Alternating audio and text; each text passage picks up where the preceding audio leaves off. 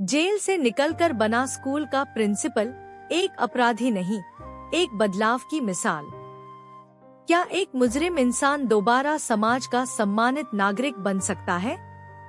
क्या अंधेरे की गहराई से कोई निकलकर रोशनी की मिसाल बन सकता है? यह कहानी है राम प्रसाद की, जिसने जेल में जिंदगी का असली मतलब जाना और फिर उसी सीख को समाज के बच्चों तक पहुंचाने के लिए अपने नाम को मिटाकर एक स्कूल बसाया।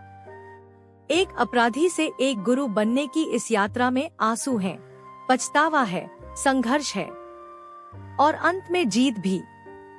राम प्रसाद का जन्म उत्तर प्रदेश के एक छोटे से गांव में हुआ था। बचपन पिता की डांट, गरीबी की मार और भूख की ठंड में बीता। माँ बहुत जल्दी चल बसी और पिता ने दूसरा विवाह कर लिया। सौतेली माँ ने उसे कभी माँ जैसा स्नेह नहीं दिया। पढ़ाई में तेज था, लेकिन पेट की भूख और तन की चोटों ने किताबें छीन ली। 13 की उम्र में वह घर से भाग गया। कुछ दिन स्टेशन पर भीख मांगी, कभी होटल में बर्तन धोए।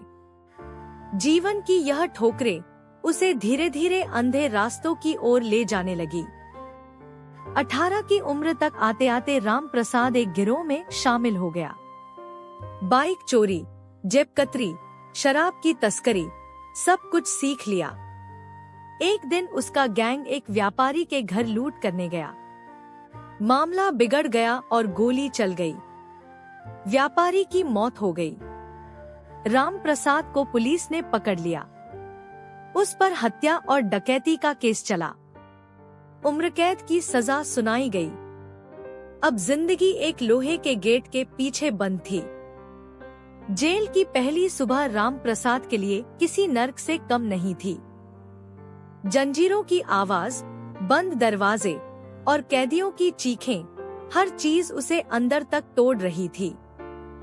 लेकिन एक दिन जेल में एक बुजुर्ग कैदी ने उसे देखा और पूछा, तू पढ़ा लिखा लगता है, कुछ करना चाहता है?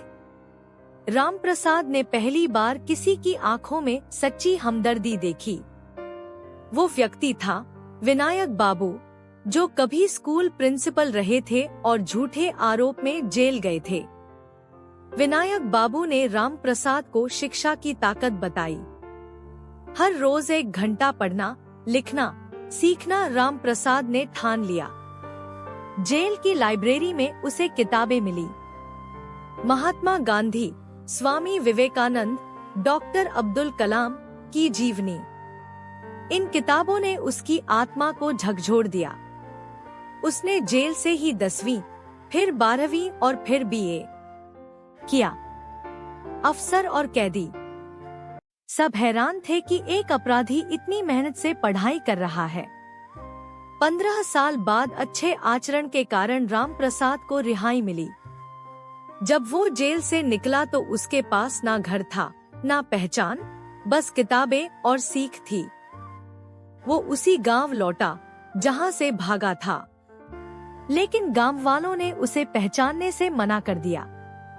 अरे, यही है वो राम प्रसाद जिसने आदमी मारा था, इसे गांव से निकालो।